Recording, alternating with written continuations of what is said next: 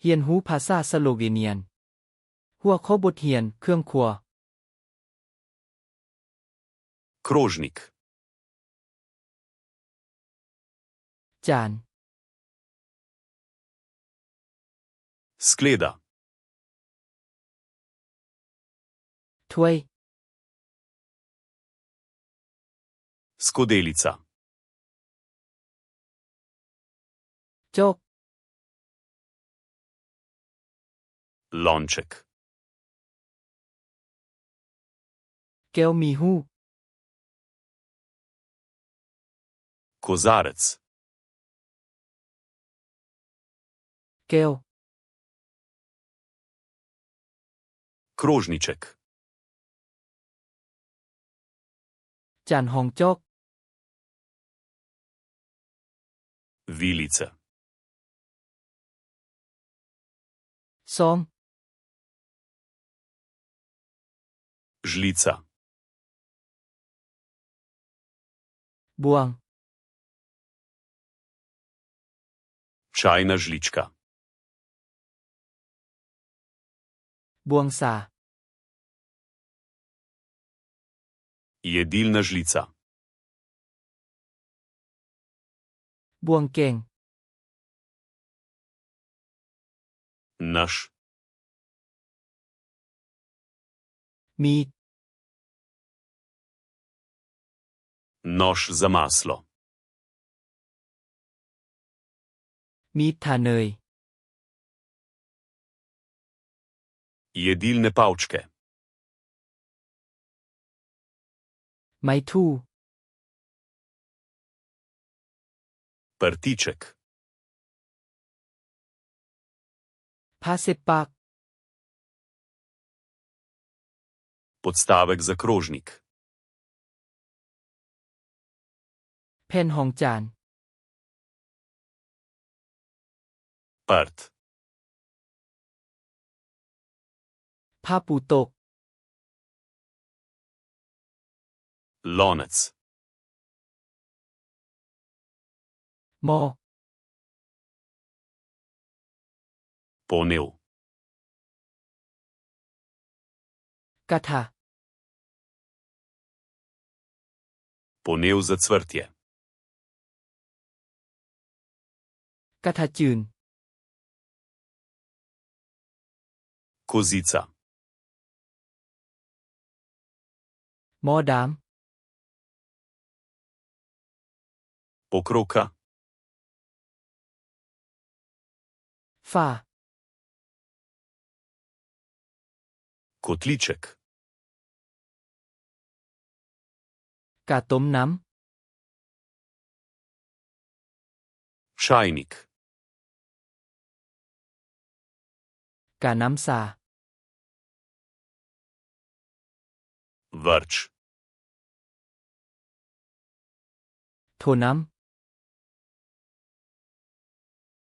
Pladen. ำถาด Servirna skleda. ถ้วยใส่อาหาร Servirna žlica. บ่วงตักอาหาร Deska za rezanje. เคียง Lupilec. ที่ปอกเปลือก Strgalnik. ที่คูด Žlica. ตะกอตีเค Lopatika. ตะลิ่ว Zajemalka. ทับพี Klešče. คิมคีบ Merilna skodelica. จกตวง Merilna žlica. บวงตวง Cedilo. กระสอนตาใหญ่ Sito. กระสอน Pekač. ถาดอบ Posoda za peko. จานอบ Skleda za mešanje. ถ้วยผสม Valjar. ไม้นวดแป้ง Kuhinjska rokavica. ถุงมือจับของฮ้อน Predpasnik.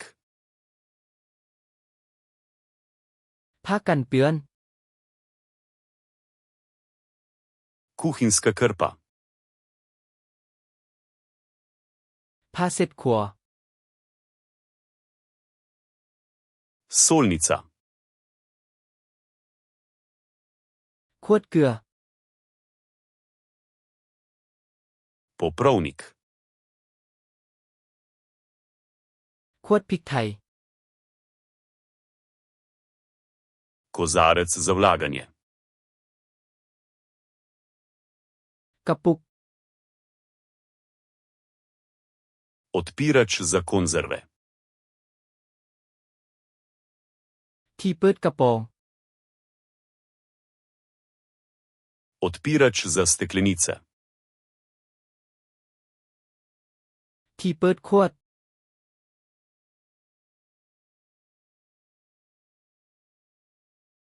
Skodelica.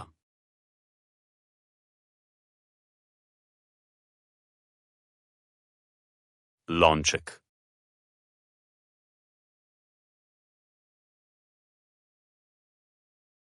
Sito.